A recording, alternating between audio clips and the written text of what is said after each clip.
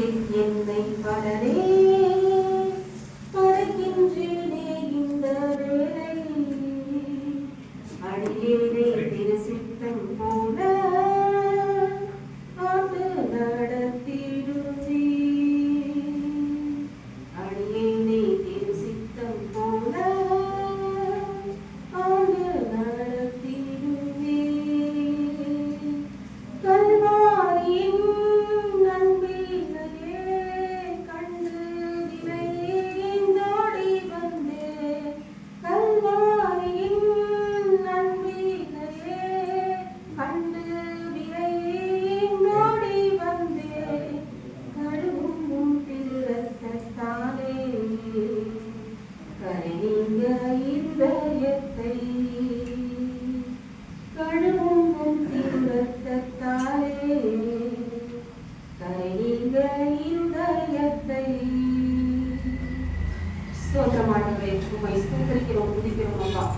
கல்வாரியின் சிலுவையிலே வெற்றி சிறந்த தேவனே, இதோ இந்த நேரத்திலும் உங்களுடைய வார்த்தையை பகிர்ந்து கொள்ளும்படியாக நீர் என்னை தேர்ந்தெடுக்க சமைத்தால் நன்றி செலுத்துகிறோம் சுவாமி. இப்பொழுது நீர் வெளிப்படும், என்னை மறைத்துக் கொள்ளும், நீர் பேசும், நாங்கள் கேட்கிறோம் ஆண்டவரே. நீர் என்னை மகிமைப்பட வேண்டும் அப்பா. ஆண்டவரே, நீர் பெருகவும் நான் சிறுகவும் வேண்டும்படியாய் ஜெபிக்கிறேன் சுவாமி. திருமை நிறைந்த தேவனே, இந்த நேரத்தில் இந்த கரங்களில் ஒப்புக் கொடுக்கிறேன் சுவாமி. ஒவ்வொருவரையும் ஆண்டவரே, எங்களுக்கு என்ன வார்த்தை எங்களுக்கு சொல்ல இருக்கிறீர்கள் அதை எங்களுக்கு புரியும்படியாய் நீர் சொல்லும்படியாக உங்கள் கரங்களிலே எங்களை தாழ்த்தி அர்ப்பணிக்கிறோம் சுவாமி. துதிய மகிமை உமக்கே அப்பா. இயேசுவின் நாமத்தில் ஜெபிக்கிறோம் எங்கள் நல்ல பிதாவே. ஆமென், ஆமென்.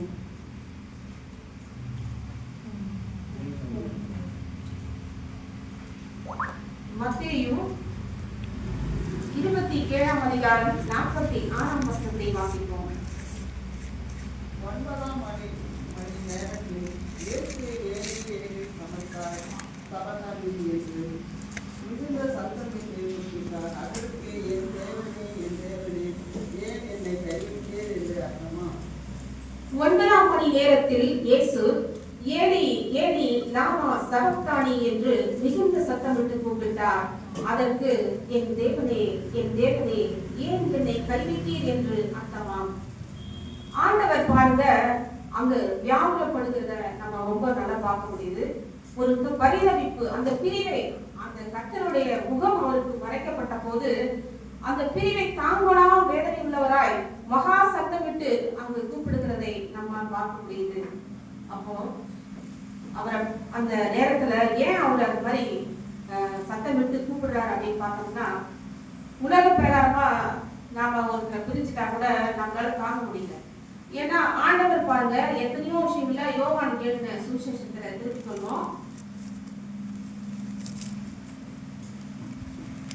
யோவான் 8ஆம் அதிகாரம் 29ஆம் வசனத்துல பாத்தீங்கன்னா, என்னை அனுப்பினவர் என்னுடனே கூட இருக்கிறார். பிதாவுக்கு பிரியமானவைகளை நான் எப்பொழுதும் செய்கிறபடியால் அவர் என்னை தனியாக இருக்க விடவில்லை என்றார். யோவான் 8:29. யோவான் 10:30 பாத்தீங்கன்னா, நானும் பிதாவும் ஒன்றாய் இருக்கிறோம் என்று சொல்லுகிறதை நம்ம பார்க்கிறோம். அதே போல பிலிப்பு ஆண்டவரை பார்த்து கேட்கிறாரு. யோவான் 14:8 8, 9, 11 வாசிங்க. பிலிப்பு அவரை நோக்கி ஆண்டவரே பிதாவே எங்களுக்கு காண்பியும், அது எங்களுக்கு போதும் என்றான். அதற்கு இயேசு பிலிப்புவே, இவ்வளவு காலம் நான் உங்களுடனே கூட இருந்தும் நீர் என்னை அறியவில்லையா? என்னை கண்டவன் பிதாவை கண்டான். அப்படி இருக்க பிதாவை எங்களுக்கு காண்பியும் என்று நீ எப்படி சொல்லுகிறாய்? நான் பிதாவிலும் பிதா என்னிலும் விசுவாசிக்கவில்லையா? நான் உங்களுடனே சொல்லுகிற வசனத்தை நான் சுயமாய் சொல்லவில்லை. என்னிடத்தில் வாசமாய் இருக்கிற பிதாவானவரே கிரியைகளை செய்து வருகிறார். நான் பிதாவிலும் பிதா என்னிலும் இருக்கிறதை நீங்கள் நம்புங்கள்னு அந்த வசனத்துல வரும் பாருங்க. அப்போ ஆண்டவரும் ஏசப்பாவும் பிதாவும் ஆனவர் வந்து ரெண்டு பேருமே எப்போதும் ஒன்றா இருக்கிறத நம்ம பார்த்துக்கிட்டே இருக்கோம். அப்படி இருக்கும்போது அவருடைய முகம் மறைக்கப்படும் போது அவரால் அதை தாங்கவே முடியல. அவருடைய முகம் மறைக்கப்பட்ட அந்த நிமிஷத்துல அவர் மகா சத்தமிட்டு அவர் அங்கு அங்கலாய்க்கிறதை நம்மால் பார்க்க முடிகிறது. உலக பிரகாரமாக நாம பார்த்தோம்னா கூட கணவன் மனைவியை கைவிடுகிற காரியத்தை நாம் பார்க்கிறோம், மனைவி கணவனை கைவிடுகிற காரியத்தை பார்க்கிறோம். அப்புறம் பாத்தீங்கன்னா உறவுகள் கைவிடுகிறது, பிள்ளைகள் பெற்றோரை கைவிடுறாங்க, பெற்றோர்களை பிள்ளைகள் கைவிடுறாங்க. இப்படிப்பட்ட காரியங்கள் எல்லாம் நம்ம பார்த்து கொண்டு இருக்கிறோம். ஆனா அவங்க பாத்தீங்கன்னா பார்க்க உலக பிரகாரமா நம்ம சேர்ந்து வாழ்வோம், ஒருமனப்பட்டு வாழ்வோம் அப்படின்னு சொல்லி அவங்க ஒரு நாளும் முற்படுறதும் இல்லை, முயற்சி செய்யறதும் இல்லை. வேறு ஒரு உறவை தேடிதான் போறாங்களே தவிர அவர்களோடு ஐக்கியமாகணும் ஒற்றுமையாகணும்ன்ற ஒரு எண்ணத்துல அவர்கள் இருக்கிறது இல்லை. ஆனா பிதாவுடைய முகம் அவருக்கு மறைக்கப்பட்ட போது பாத்தீங்கன்னா எப்படியாவது ஆண்டவரோடு மீண்டுமாய் சேரணும்ன்ற அந்த ஆதங்கத்துல அவர் மகா சத்தமிட்டு அவர் தன்னை அந்த சத்தத்தை உயர்த்துகிறதை நாம் அங்கு பார்த்து கொண்டிருக்கிறோம். அப்படியா ஏன் அவருடைய முகம் வந்து பிதாவுடைய முகம் ஏசப்பாவுக்கு ஏன் மறைக்கப்பட்டது அப்படின்னு பாத்தீங்கன்னா ஏசாயா 52:59 பாருங்க. உங்கள் அக்கிரமங்களே உங்களுக்கும் உங்கள் தேவனுக்கும் நடுவாக பிரிவினை உண்டாக்குகிறது. உங்கள் பாவங்களே அவர் உங்களுக்கு செவிப்படாதபடிக்கு அவருடைய முகத்தை உங்களுக்கு மறைக்கிறது. நம்முடைய பாவங்கள் தான் ஆண்டவருக்கு நமக்கு தடையா, அந்த பாவம் தான் நமக்கு வந்து தடையா நின்று கொண்டிருக்கு. அவருடைய முகத்தை வந்து நமக்கு மறைக்கிறது அப்படிங்கறத நம்ம பாக்குறோம்.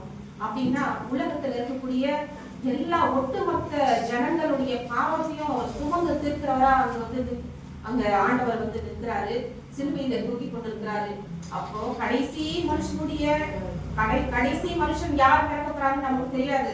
ஆனா கடைசி மனுஷனுடைய பாவங்கள் வரைக்கும் ஆண்டவர் மேல அங்க சுமத்தப்படுது. அந்த பாவங்கள் எல்லாவற்றையும் ஆண்டவர் அங்க வந்து சிலுவை மேல அவர் அங்க தூக்கிக் கொண்டு அவர் அந்த பாவங்களை சுமந்து கொண்டு இருக்கும் பொழுது அவர் பிதாவுடைய முகத்தை மறைக்கிறதை நம்மால் பார்க்க முடிகிறது.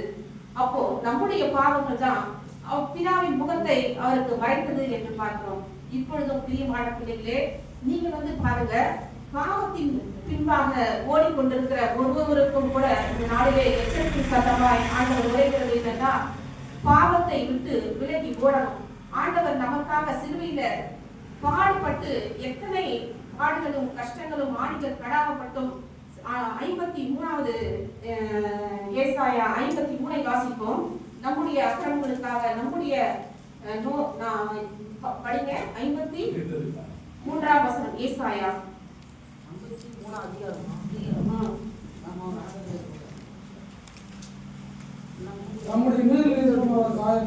நம்முடைய மீறுதல் நிமித்தம் அவர் காயப்பட்டு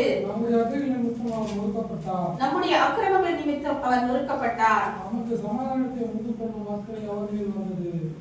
சமாதானத்தை உண்டு பண்ணும் ஆக்கினை அவர் மேல் வந்தது.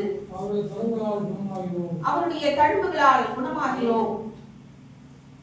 ஏன்னா நம்முடைய எல்லாருடைய பாவங்களுக்காகவும் அவர் நொறுக்கப்பட வேண்டும் என்பது பிதாவுடைய சித்தமாக இருக்கிறது.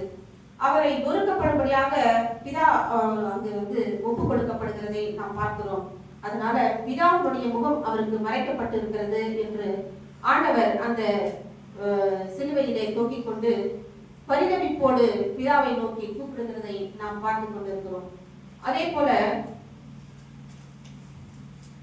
தேவ பிள்ளைகளே, இப்பொழுதும் நாம பாத்தீங்கன்னா ஆண்டவர் வந்து சிலுவையில நமக்காக பாடு அனுபவிச்சு நாம கைவிடப்படக்கூடாதுன்றதுக்காக தான் அவர் கைவிடப்பட்டார். ஆண்டவர் அந்த நேரத்துல நோக்கி கூப்பிடுறாரு, என் தேவனே ஏன் என்னை கைவிட்டீர் அப்படின்னு சொல்லி அங்கலாய்த்து சொல்லும் போது அங்கு அவர் கைவிடப்பட காரணம், முக்கியமான காரணம் நாம எல்லாரும் தான். நாம கைவிடப்படக்கூடாது என்பதற்காக அவர் அங்கு கைவிடப்பட்ட நிலைமையிலே அங்கு இருக்கிறார், அங்கு தூங்கிக் கொண்டு இருக்கிறார். அப்போ நாம இந்த நேரத்துல ஒன்று நம்ம யோசிக்கணும். இப்போ ஆண்டவர் நமக்கு எல்லா பாடுகளையும் அனுபவிச்சு நமக்கு இலவசமாக மீட்பையும் ரட்சிப்பையும் விடுதலையும் நமக்கு பெற்று தந்திருக்கிறார். அப்போ அந்த விடுதலையும் மீட்பையும் நம்ம இன்னும் இலவசமா நம்ம கிடைக்கும் பொழுது நம்ம இன்னும் அவர் தேடி வந்தாலும் நாம அவரை கைவிடுகிறவராகவே இப்பொழுது வாழ்ந்து கொண்டிருக்கிறோம். நீங்க நல்லா நினைச்சு பாருங்க, எல்லாரும் யோசிச்சு பாருங்க, உலகத்துல நடக்காத காரியங்கள் இல்லை. இப்ப பாத்தீங்கன்னா கொலைகளும் கொள்ளைகளும் கற்பழிப்புகளும் விபச்சாரங்களும் வேசித்தனங்களும் மிகுந்து பெருகி கொண்டிருக்கிறது. இப்போ இந்த காலங்கள்ல ஆண்டவருடைய இந்த பாடு மரணத்தை நினைவு கூறுகிற நாம இப்படிப்பட்ட பாவங்கள்ல இருக்கிறவங்களுக்காக நாம ஜெபிக்கிறவங்களா இருக்கணும்.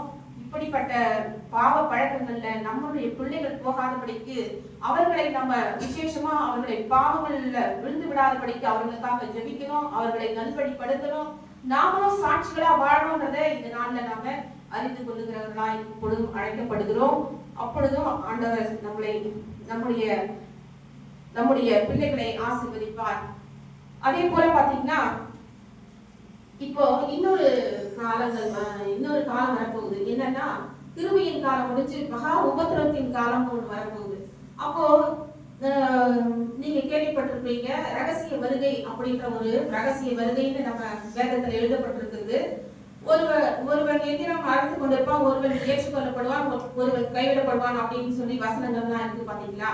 அப்போ இனி வரும் காலத்துல அப்படிப்பட்ட ஒரு இந்த ரகசிய வருகையின் காலத்துல நாம கைவிடப்படக்கூடாது, கைவிடப்பட்டவர்களா அங்க நம்ம நிற்கப்படக்கூடாதுன்றதுக்காக இப்பொழுதே நாம ஒவ்வொருவரும் ஆயத்தப்பட்ட பிள்ளைகளாய் நாம் இருக்க வேண்டும் என்று இப்பொழுதும் அன்பாய் உங்களை அழைக்கிறேன்.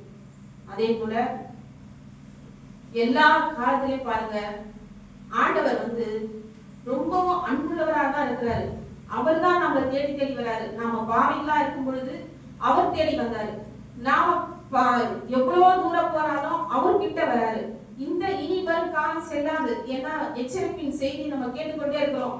ஏசப்பா சொன்ன ஒவ்வொரு தீர்க்க தரிசனங்களும் நிறைவேறி கொண்டுதான் இருக்கிறது. போர் பதற்றங்கள், இன்னும் பூமி அதிர்ச்சிகள், கொள்ளை நோய்கள் நம்ம கேள்விப்பட்டு கொண்டேதான் இருக்கிறோம். அப்படிப்பட்ட காலத்துல இருந்து கொண்டிருக்கிற நாம ஒவ்வொரு நாளும் நம்ம ஆயத்தப்பட்ட பிள்ளைகளாய் கைவிடப்படக்கூடாதுன்ற ஒரு எண்ணத்தோட நாமும் நம்மை சுற்றி இருக்கிறவர்களும் நாம் வாழும்படியாக ஆண்டவர் இந்த நாளிலே அழைக்கிறார். அப்படியா இந்த வசனங்களை கூட ஆண்டவர் ஆசீர்வதிப்பார். இது ஒரே ஒரு காரியத்தை மாத்திரம் சொல்லி முடிக்கிறேன்.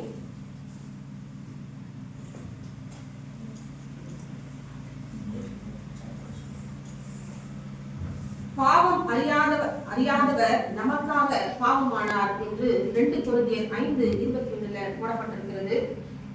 ஒன்றாய் இருந்த அவர் நமக்காக தனியானார் என்று ஏசாயா 59:2 எழுதப்பட்டிருக்கிறது.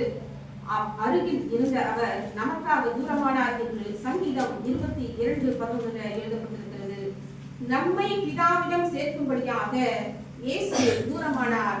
அதனால நாம கைவிடப்படக்கூடாது என்பதற்காக அவர் கைவிடப்பட்ட நிலைமையிலே அங்கு இருந்தார் என்பதை இந்த நாளிலே உணர்ந்து மீண்டும் நாம் கைவிடப்பட்டவர்களா இல்லாதபடிக்கு ஆண்டவர் இன்னும் ஐக்கியமாகவும் காலம் சமீபமாக இருக்கிறது, காலத்தை பிரயோஜனப்படுத்திக் கொள்வோம் என்று இப்பொழுதும் ஜெபம் பண்ணுவோம். இந்த வசனங்களை தேவன் ஆசீர்வதித்திருக்காய் ஸ்தோத்திரம் செலுத்துகிறோம். ஸ்தோத்திரம் அப்பா, நன்றி அப்பா. நீர் ஆண்டவரே அப்பா இந்த வசனங்களின் மூலமாக எங்களுக்கு கற்றுத்தந்த ஒரு கிருபைக்காக நன்றி செலுத்துகிறோம் அப்பா. இனி நாங்கள் கைவிடப்பட்டவர்கள் என்று சொல்லாமலுக்கு ஆண்டவரே உன்னை விட்டு விலகுவதும் இல்லை, உன்னை கைவிடுவதும் இல்லை என்ற உங்க வாக்குத்தத்தங்களை ஆண்டவரே அப்பா எங்களை நடத்துவதற்காக நன்றியோடு உண்மை ஸ்தோத்திரிக்கிறோம், துதிக்கிறோம் அப்பா. தகப்பனே இந்த நாளிலே கூட கேட்ட ஒவ்வொருவரும் ஆண்டவரே எந்த ஒரு பாவ பழக்க காரியங்களிலே இருந்தாலும் கூட அவர்கள் இந்த நாளிலே ஆண்டவரே அப்பா தகப்பனே தங்கள் பாவங்களை விட்டு மெய்யான தேவனுடைய அப்பா உங்கள் கரங்களிலே தங்களை தாழ்த்தி ஒப்புக் கொடுக்கபடியாக பரலோக ராஜ்யத்துக்குள் பிரவேசிக்கிறவர்களால் ஒவ்வொருவரும் மாறுபடியாக வேண்டி ஜெபிக்கிறோம் கர்த்தாவே.